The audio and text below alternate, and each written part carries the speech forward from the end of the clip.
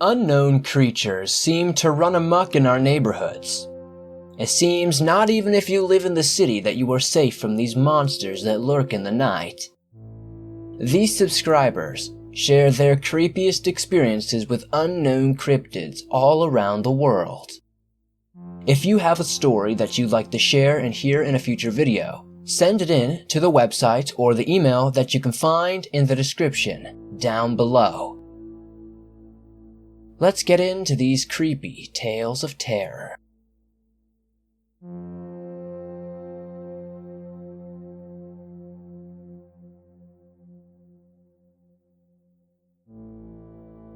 I have been in a long-distance relationship with my girlfriend for a couple of years, and every summer and winter break, I'm able to travel to go see her. This encounter happened about 2 years ago at my girlfriend's house.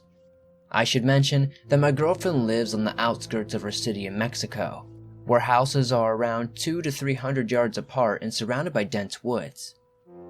Usually, days and nights there go by peacefully, accompanied by the sound of the woods and the occasional car passing by from others who live nearby. I had always considered her place to be perfect to spend time outdoors, until this occasion. Honestly, I don't think I've ever been this scared in my life. This sighting will be carved in my mind forever. On a chilly night of December, I was at my girlfriend's house. I had planned to spend the night with her since she would have been by herself that day. Her mom was out of town, and she didn't want her to stay by herself either. We were having dinner in the kitchen at around 8 p.m. We chatted about activities we could do tomorrow, tasks her mom asked her to do, how much we missed each other, among others. After about an hour of conversation and laughs, we decided to go into the living room and cuddle on the couch, watching TV. We both got up and put the dishes in the sink. She went into her bedroom, and I went outside to the bathroom. The house layout consisted of a long corridor that connected pretty much every room in the house, and a back door at the end of the corridor which led to the patio. The patio was open, full of trees, plants, and the only thing that separated the patio from the woods was a fence made up of stones and barbed wire that stood at around a meter tall. Halfway down the patio, there was the bathroom, being lit by a single and weak light bulb. So, if anyone wanted to go, they had to walk outside, even if it had to be in the middle of the night. I'm not coming here at night, I thought, remembering when I opened the back door and stepped into the patio. A cold breeze stroked my face and sent shivers across my back. So I hurried to go back as quickly as I could. To be honest, I was a little spooked going outside in the darkness, knowing that the woods were pretty much a few steps away. I finished doing my business, washed my hands, and started walking back, being careful not to trip on something because the light bulb was almost non-existent. I was about halfway when I heard a noise to my left, like someone stepped on a branch and broke it. I stopped and quickly turned, trying to see what made the noise, but I could only see a portion of the fence and nothing but darkness beyond that. However, I had the weird feeling that someone, or something, was watching me. Something on the other side of the fence. I stood there in silence for around 30 seconds, listening to the surroundings, only to notice the crickets had stopped chirping. I got a bit freaked out, because I knew for sure that they were chirping when I first got out. I was somewhat scared to move, but I did anyways, almost running to get inside as soon as possible. When I returned, I went to my girlfriend, who was already in the living room, laying down on the couch with a blanket on top. She noticed I was a bit agitated and asked me what was wrong. "Your patio is scary," I jokingly said, not wanting to tell her that I felt very scared, because she hates anything that has to do with horror or scary stuff. I decided to brush it off, so I went around the couch and sat at the other end of it, putting my girlfriend's legs on my lap and asking what she was watching on the TV. I turned to my right and noticed there was a huge window on the side of the wall that gave me a perfect view of the patio. I didn't see it before because it was next to a cabinet being covered on the way in the living room. Now that I knew about it, I kept turning to see the outside, still thinking of how scary it looked.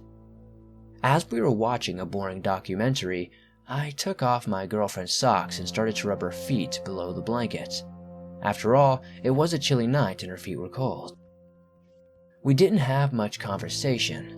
I was getting sleepy, but after around 20 minutes, I started hearing noises outside. Noises that seemed to be coming from the patio.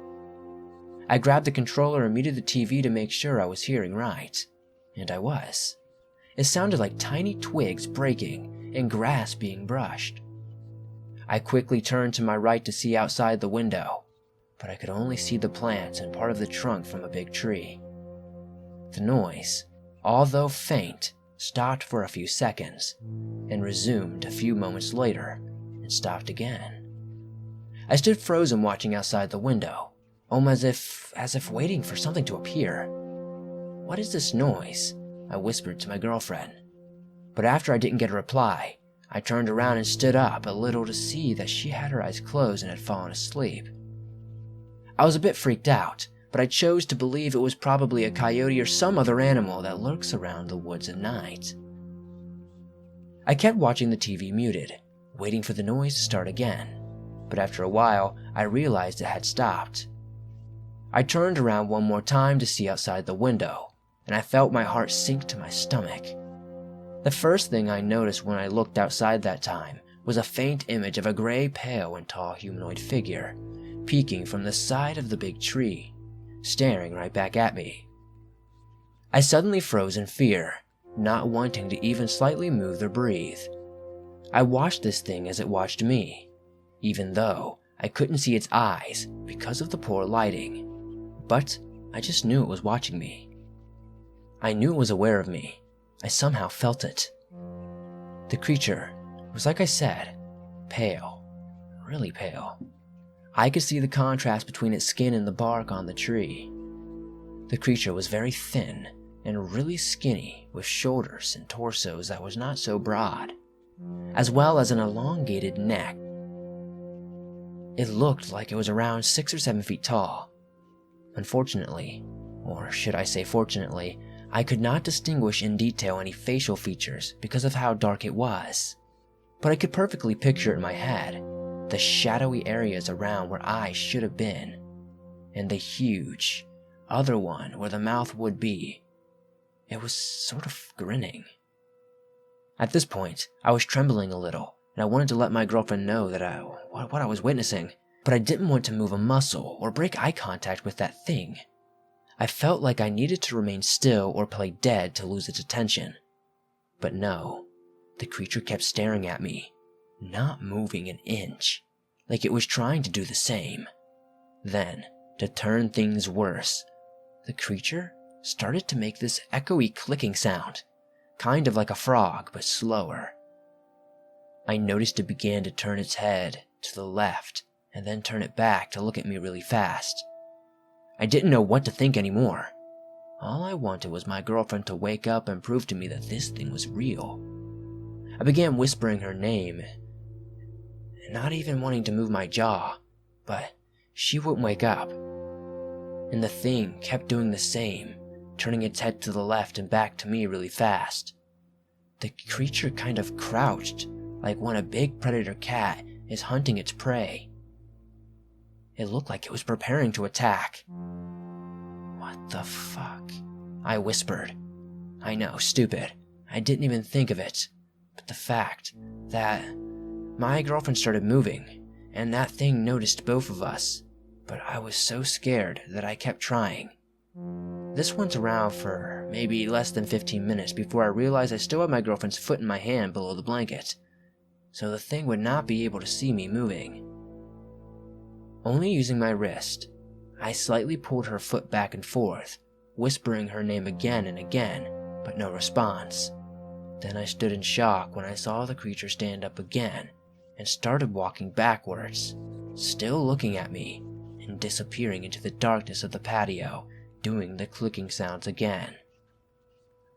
I was freaking out and blinked a few times, realizing my eyes itched from staring at the creature the whole time. For some reason, I couldn't turn my head around. I kept looking in the direction where the creature disappeared, listening for sounds and waiting for it to appear once again. A few minutes passed, and I took the chance to turn around. Slowly, as if in slow motion, I turned my head to my girlfriend and started calling her name louder, while pushing her leg and quickly scribbling my fingers on the sole of her foot to wake her up fast. Her foot jerked and she started turning. I stood up, and I was patting her on the shoulder, telling her, "Hey, wake up, baby, come on, we gotta go." She opened her eyes and squinted at me, adjusting to the light of the TV, wondering why I'd woke her up. I kept telling her to remain still and silent when I heard the sound again. She looked at me and noticed the concern in my eyes, and asked, "What's wrong?" "Shh, shh, be quiet." I followed, putting 2 fingers on her lips and looking into her eyes. I could see that she was getting freaked out, and I don't blame her. I would be too if someone woke me up looking scared and telling me to be quiet. The clicking sound went off again, but it was louder this time, almost like this thing was on the other side of the window. This time, both of us heard the noise, and we stood looking at each other in silence, getting more and more scared. "What is that?" my girlfriend asked, but I remained quiet. Again, in slow motion, I started to turn my head to the window to check, and there it was. The thing was right outside the window, only a couple feet away and staring right back at me. This time, I had a clearer vision of how it looked. I was wrong. I was petrified in fear when I noticed it didn't have a mouth where a person would have. Instead, the mouth was on its neck, which opened horizontally, not vertically. As its mouth opened, it vibrated with the clicking sounds, and hundreds of really small razor-like teeth shined with the window glare. It had oval-shaped eyes that were dark as the night. I felt its gaze pierce through my soul. I started shaking and breathing faster, not believing what I was seeing. My girlfriend peeked by my side to see what I was looking at, and I instantly felt her body tense up under me as she started to ask me in a trembling voice what that thing was. But no answer came out of me. Now we were both scared to even move a muscle. After the humanoid noticed my girlfriend move, it gave a step forward and lowered its head, almost as if it was scanning us. We jumped in fear after seeing the thing doing this because we thought it would start coming towards us. My heart was pounding so fast that I thought I would faint any time. Then, the thing began to walk slowly to the right, in the direction where the door was, resuming the clicking sounds. If you have seen the movie Signs, and remember the scene where the humanoid came out of the bushes outside the house, that would be an accurate representation of what we saw. We took a good look at every inch of this thing's body. It walked with its head turned to us. After we lost sight of it through the window, we both sat up and looked at each other when suddenly we heard something scratch the metal door that led to the corridor, as if the thing was grazing its fingers on it. Without thinking twice, I grabbed my girlfriend's wrist and jolted out of the living room, locking ourselves in her bedroom. We sat on the floor right next to the bedroom, hiding in the case that this thing got inside.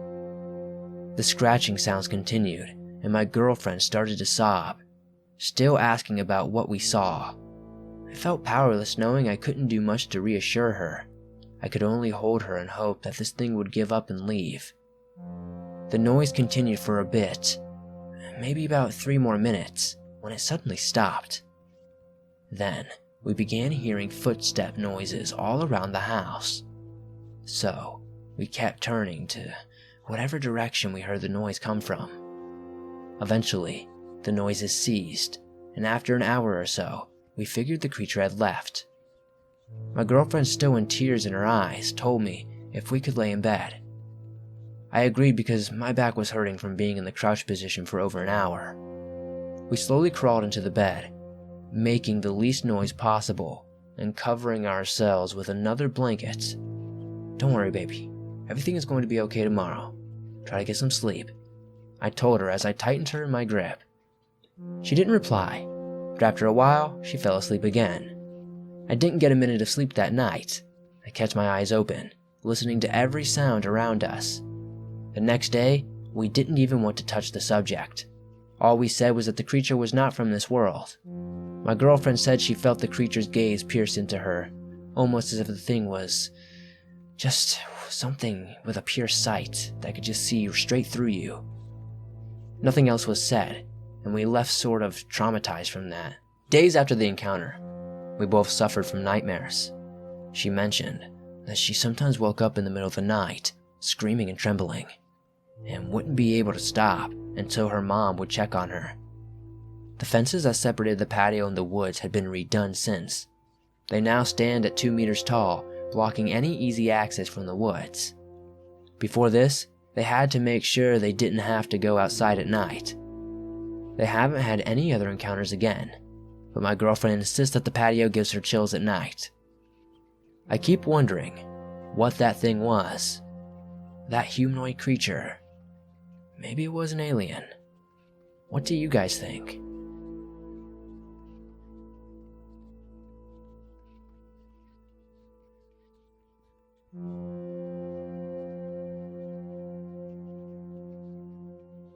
So I live in the Dallas, Texas area, and one night, back when I was around 18, I had just dropped off my girlfriend at the time at her house. It was around 9-ish in the evening, and the sun had already gone down. Her house was located in an area that was comprised of fields, creeks, and woods, broken up by 1 or 2 high-end neighborhoods. The road I was driving on headed away from the neighborhood into a more sparsely populated area before ending in a T intersection.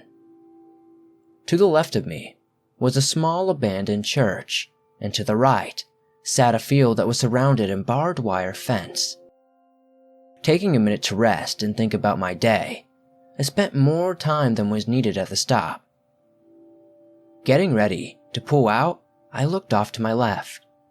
Then I looked to my right and froze. Laying in the ditch opposite of me was what appeared to be a man. It was laying prone with its arms extended onto the road, and it appeared to be naked. Then it started crawling forward.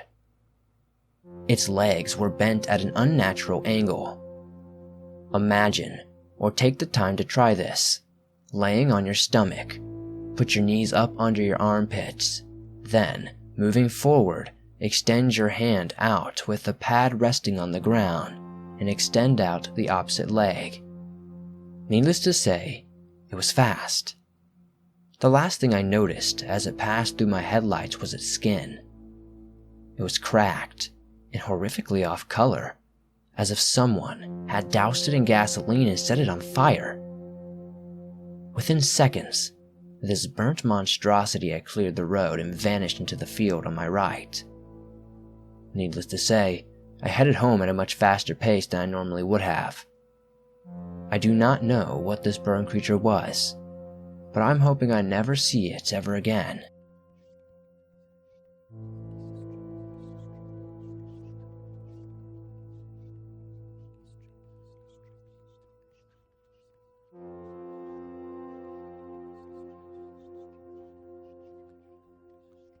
Let me start off by saying, before this experience, I did not believe in Bigfoot.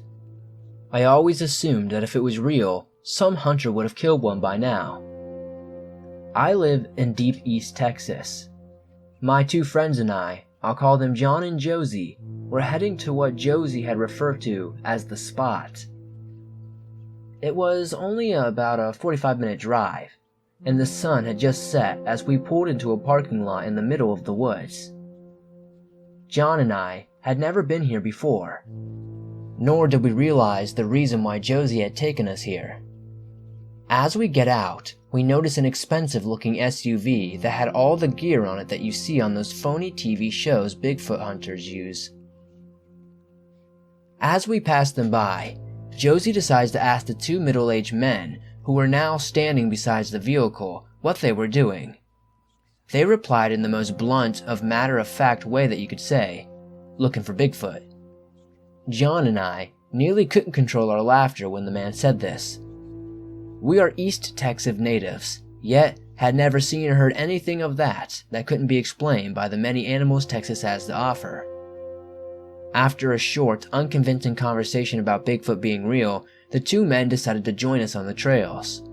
They each carried them night vision goggles, heat sensing goggles, a red flashlight, and a Glock 45 handgun, among other things. The two men now, persistent on turning John and I into believers, followed us behind, making the best use of their equipment.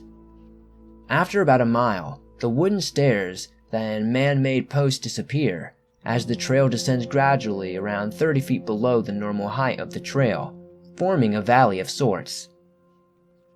The two men that joined us had explained that there are a few different types. There's a large red-haired one that has a cone-shaped head. He is more aggressive, one of the pack. Then there's the Grey Walker, as he called it.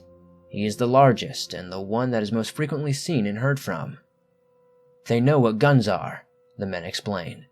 They're very intelligent. If they're out hunting tonight, you'll hear the coyotes first. They follow them, waiting for the scraps. They'll go crazy all at once when the kill is made, they had said. After an uneventful yet unsettling hour in the woods, we started to head back down the trail the way we came. I stopped to pee on the side of the trail, and a few others did the same since we were drinking pretty heavily. What happened next I will never forget. Off in the distance, seemingly just on the other side of the valley, came a very deep and blood-curdling whoop sound that came from an animal I had never heard before. At this point, John and I were shaking. We had dropped everything in our hands and were standing dead still, trying to comprehend what had just happened. Then, just as the two men said, the coyote started going crazy like I had never heard before. Still frozen in the air, I somehow managed to make out a few words. Something along the lines of, "Are you fucking serious?" Then came the whooping call once more. This time, the coyotes went dead silent. Everything did. At that moment, the entire world was quiet. There were no more crickets. There was no more wind. Nothing. The silence was almost maddening. Within a few minutes, the sounds returned, and the forest came back to life, and we continued walking the way we came. Another hour passes, and nothing more had happened. At some point, we had all asked the men about their sidearms, so they took them out and let us hold them on the way back. We had stopped and shined our flashlight on the guns to check them out. Almost immediately after doing this, we all heard a loud crash in the forest. What we all recognized as a tree breaking and falling. Yet, it didn't sound like it broke and fell. It sounded like a loud snap. Trees that are falling creak. This tree had been broken and thrown in our direction. Immediately, one of the men said, "That's our invitation out of here," in a very frightened tone. They quickly holstered their weapons and turned off their flashlights as they let us out of the woods. We got in our car and got the hell out of there.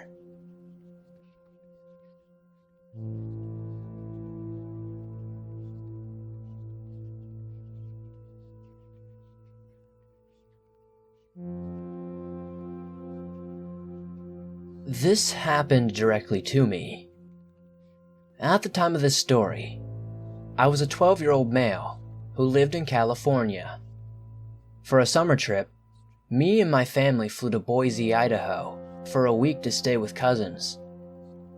We stayed at their house for 2 days, then came to the best part. It was the best part until what happened, that is. On the third day, we drove to a small city in the Rocky Mountains of central Idaho.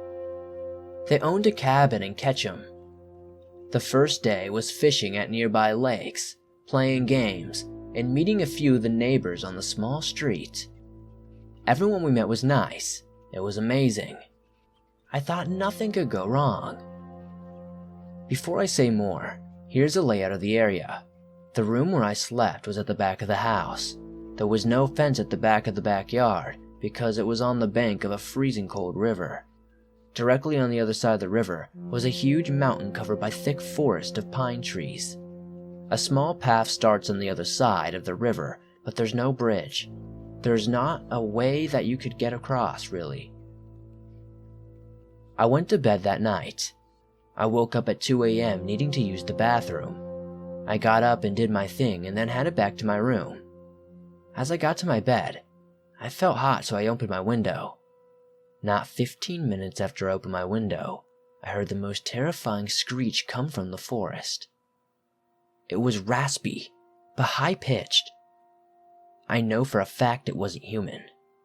I've heard stories from the channels on YouTube that often describe creatures that make weird noises that are sort of human but aren't. I heard it once more, but this time it was closer. In the morning, when I woke up, we explored all around. At 7 p.m., me, my sister, and my cousin got permission from our parents to go explore the forest. I was uneasy, considering I had heard creepy human-like noises in the night before, and it was already nearing night. The oldest cousin, Alex, who was 16, took a loaded pistol, a lighter, and a backpack of snacks. I carried a hunting knife and a flashlight. The cousin my age, Julia, took just a flashlight. My sister, Brianna, and the other cousin, Karina, who were 10, took some extra batteries and a small bag of candy each. We made our way across the bridge at the end of the street and back to the path of the side that the river crosses from the house. All of us began to hike to the top of the mountain. We made it to the top of Bald Mountain in an hour and a half. The view from 9,000 feet was incredible. At 8:55, Alex and I figured it was time to head down and ordered the group to the path. At this point, it was dark now and the sun had fully set. Julia and I had turned on our flashlights and shined them ahead as we walked. Some halfway down the mountain, which was about 45 minutes into the walk, I got the dreadful feeling you get when you know you're being watched and followed. Seconds later, something that was hiding in the bushes a few yards in the tree line that bordered the path ran off into our right. I brushed it off as some type of small animal, but 5 minutes after that incident, what we heard made me tingle with fear and my heart dropped to my stomach. The same horrifying screech from last night echoed through the forest from a mile or two away. I told everyone we needed to move faster, and we did. It went off again, but closer. Again, and closer. Whatever this thing was, it was moving faster than we were. We were full on speed walking by then. That still wasn't fast enough because the screeching stopped and we heard loud steps 30 yards off to the right. I got the feeling of being watched again. Alex took his gun and fired 2 shots in the general direction of the steps. The creature backed off, but even though we thought he was gone, I still sensed that we were being watched. As the river came into sight, it caught me and everyone else by surprise. I heard the path gravel crunching behind us. I looked back into the darkness. I saw the outline of something that resembled a human on the path behind us, with about 200 yards of distance between us. I told Alex and his face went pale when he looked. The rest of the group quietly, and on 3, we all broke out into a run towards the river. Whatever that thing was, it was extremely fast. When we reached the river, there wasn't time to get into the bridge a quarter mile away. We jumped in and swam across the ice-cold water. It got to the river just as we made it to the bank and into the backyard. Julia and I shined our flashlights and finally got a good look at it. It was massive. It was a hairy creature that was about 7 feet tall. It had huge, razor-sharp claws like a bear's. Its eyes glowed red when the flashlight shined on them. Alex shot at it and it darted off with one final screech. We all looked at each other in pure terror, shock, and surprise. Alex explained everything to our parents. They didn't know what to make of it and had never heard of anything like it. I'm thankful nothing happened to us and I noticed the creature behind us. If I didn't, I don't know what would have happened. The next time I stay at that cabin, though, I'm not going into those woods at night.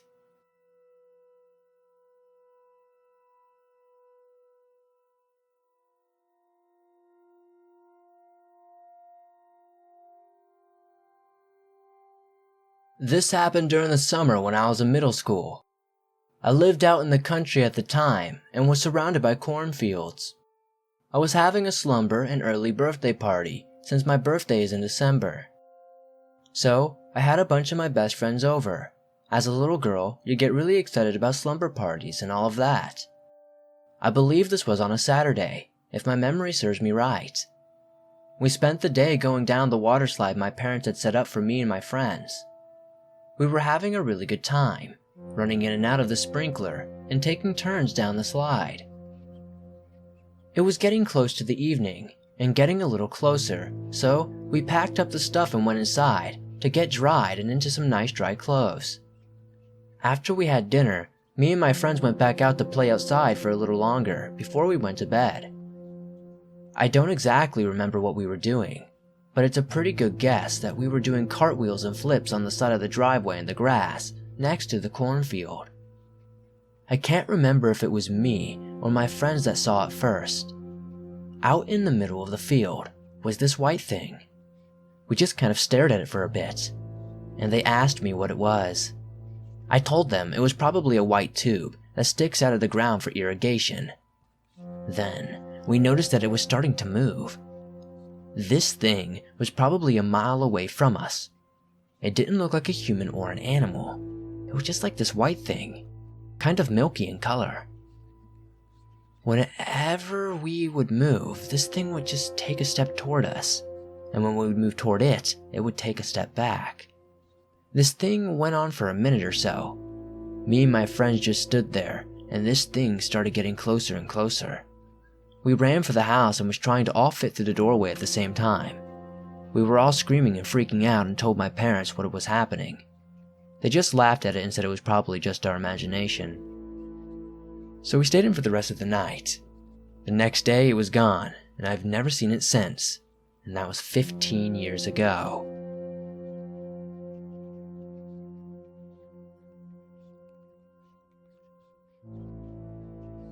Thanks for watching this video.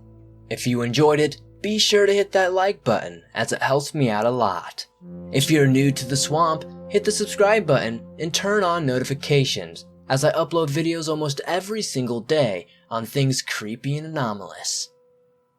If you have a story that you'd like to share on a future video, be sure to send it to the email or the website that you can find in the description down below. I would love to share your story. I have some new shirts that just came out recently, so if you want to support the channel, maybe check out some of those shirts. The link is down below as well. I also have an exclusive new series that is based around the missing 411 and park rangers. If you're interested in checking that out, you can check it out on screen now. I think you'll really like it. It's exclusive to only this channel and you won't hear it anywhere else. Part 3 is coming soon. See you guys soon with another creepy video.